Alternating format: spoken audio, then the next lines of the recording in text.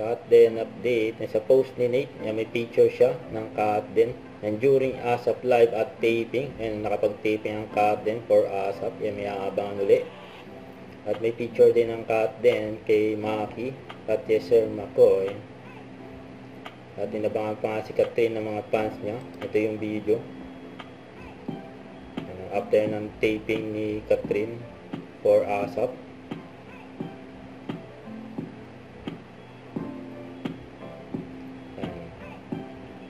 Very accommodating si Catherine sa mga fans niya.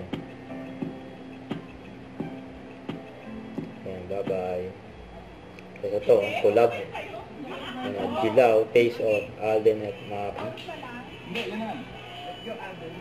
Alam mo bang muntikan nang sumuko ang puso ko sa paulit-ulit na pagkakataon na nasaktan na bigo. Mukhang delikado na naman ako. O bakit ba kilig na naman ako? Pero ngayon ay parang kakaiba. Pag nakatingin sa iyong mata, ang mundo ay kalma. Ngayon nandyan ka na, di magmamadali. Ikaw lang ang katabi hanggang sa ang buhok ay pumuti. Di na maghanap ng kung anong sagot sa mga tanong. Dahil ikaw ang katiyakin ko. Hindi na ako bibitaw. Kaya ikaw na.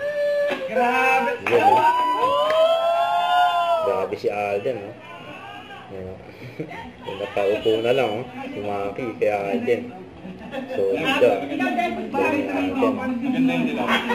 Sabay, eh.